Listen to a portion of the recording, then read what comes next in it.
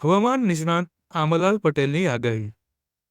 Fengal વાવાઝોડાની ગુજરાતમાં શું થશે અસર? શું હજુ પણ ગુજરાત પર અન્ય વાવાઝોડાનો ખતરો છે? ગુજરાતમાં માવઠાની શક્યતાઓ કેટલી? જાણો આંબાલાલ પટેલની વિસ્તૃતમાં આગાહી. હવામાન નિષ્ણાત આંબાલાલ પટેલે જણાવ્યું કે મજબૂત વેસ્ટર્ન ડિસ્ટર્બન્સ ના આવવાના કારણે તાપમાનમાં સામાન્ય અથવા તો સામાન્યથી ઉપર રહ્યું છે. ગુજરાતમાં હાલ ઉત્તર પૂર્વના પવનો ફૂંકાઈ રહ્યા છે. ડિસેમ્બર મહિનો આવી ગયો છતાં જોઈએ તેવી ઠંડી પડી નથી. ત્યારે હવામાન નિષ્ણાત આંબાલાલ પટેલે ઠંડીની સાથે માવઠા વાવાઝોડાની આગાહી આપતા ગુજરાતીઓના શ્વાસ અદ્ધર થઈ ગયા છે. આંબાલાલ પટેલે ફેંગલ વાવાઝોડાની ગુજરાત પર કઈ રીતે અસર થશે તે અંગેની સમગ્ર જાણકારી આપી છે. હવામાન નિષ્ણાત આંબાલાલ પટેલે વાત કરતા જણાવ્યું કે ફેંગલ વાવાઝોડાએ તામિલનાડુ પોંડિચેરી પર ભારે તબાહી મચાવી છે. તો હવે તેની અસર અરબી સમુદ્રમાં આવવાની શક્યતા છે, જેના કારણે 4 થી 8 ડિસેમ્બરમાં એક ડિપ્રેશન સક્રિય થશે. અરબી સમુદ્રમાં ડિપ્રેશન સક્રિય થશે, જેનો માર્ગ ઓમાન અથવા તો સોમાલિયા તરફનો રહી શકે છે.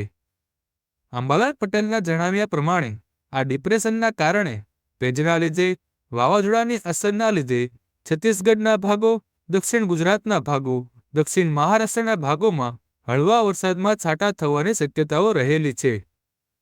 આ સાથે તેમણે જણાવ્યું કે ગુજરાતના ભાગોમાં 4-5 ડિસેમ્બરથી વાદળો આવી શકે છે અને મધ્ય ગુજરાતના ભાગોમાં પણ વાદળછાયું વાતાવરણ રહી શકે છે.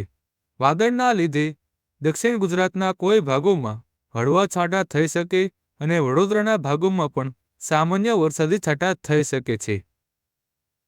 તેમણે વધુમાં જણાવતા કહ્યું કે ગુજરાતમાં લઘુત્તમ તાપમાનમાં વધારો થવાની શક્યતાઓ રહેલી છે, જેમાં ઉત્તર ગુજરાતના મહેસાણાના ભાગો, બનાસકાંઠાના ભાગો, સાબરકાંઠાના ભાગો અને પંચમહાલના ભાગોમાં લઘુત્તમ તાપમાન 14 થી 15 ડિગ્રી રહી શકે છે.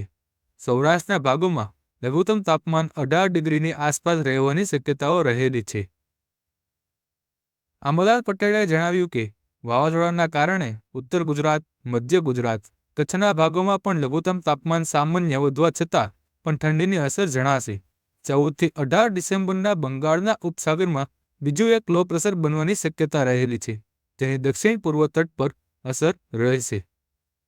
આ સાથે તેમણે જણાવ્યું છે કે મજબૂત વેસ્ટર્ન ડિસ્ટર્બન્સ ન આવવાના કારણે તાપમાન સામાન્ય અથવા તો સામાન્યથી ઉપર રહ્યું છે, પરંતુ બંગાળની ખાડીનો ભેજ અને અરબી સમુદ્રનો ભેજ આવવાના કારણે 4 થી 8 ડિસેમ્બરમાં વાદળછાયું વાતાવરણ રહેશે અને લઘુત્તમ તાપમાનમાં વધારો થશે.